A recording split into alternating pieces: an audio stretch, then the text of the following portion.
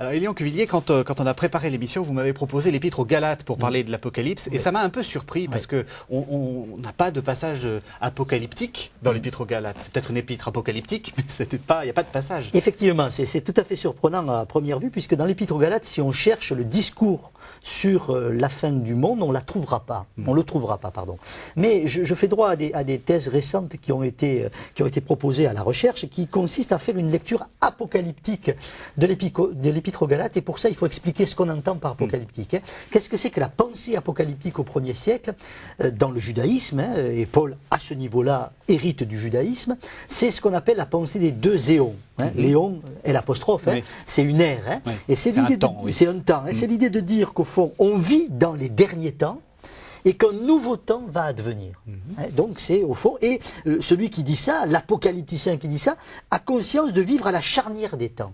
Et quand on lit le début de l'épître aux Galates, on a au tout début, dans la salutation, Paul dit, il rend grâce au Christ qui nous a arrachés à ce monde mauvais. Et ça, c'est un langage typiquement apocalyptique. C'est de dire au fond que l'événement Jésus-Christ, mort et résurrection, c'est au fond un arrachement au monde ancien et une intrusion dans une sorte d'anticipation dans le monde nouveau. Et toute la problématique de Paul dans l'épître aux Galates, c'est de dire aux chrétiens de Galatie, le problème des chrétiens de Galatie, ce non pas qu'ils sont de mauvais chrétiens, mais qu'ils sont confrontés à une vraie question, ce sont des païens d'origine, et au fond on leur dit, certains chrétiens d'origine juive leur disent, mais pourquoi ne vous faites-vous pas circoncire? Ça aurait un double avantage, d'une part vous seriez vraiment dans le peuple de Dieu, donc au fond, être croyant en Christ c'est bien, mais être juif c'est mieux, en gros, quelque sorte. Et d'autre part, ça vous éviterait bien des problèmes.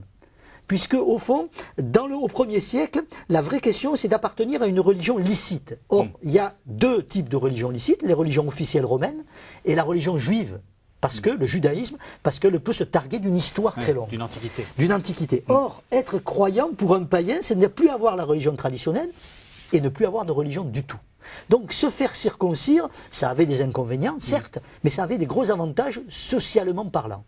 Et Paul dit, au fond, en gros, avec sa rigueur et peut-être son côté intolérant parfois, il dit, si vous faites ça, d'une certaine manière, alors que vous étiez passé dans le monde nouveau, vous revenez dans le monde ancien.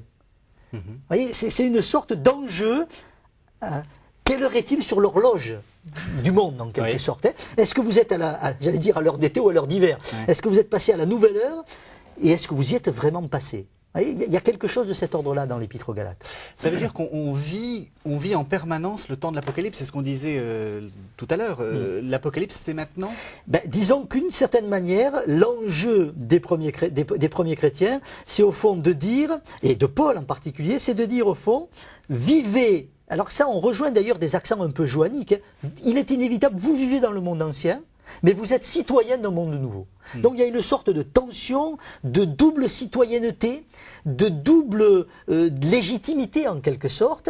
Et ce sera retraduit d'ailleurs dans la première épître aux Corinthiens dont on a parlé dans une émission précédente, sous le registre de comme si ne pas.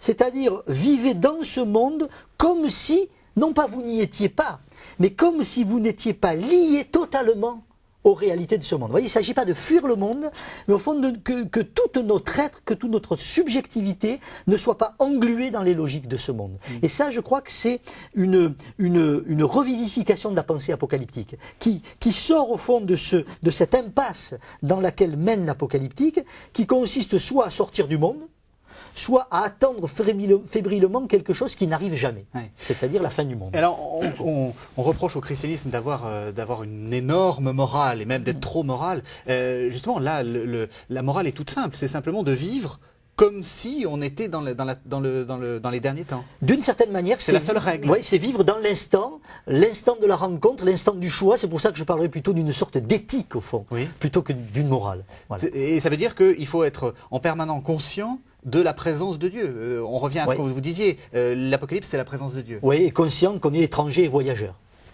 Merci beaucoup, Élian Cuvillier.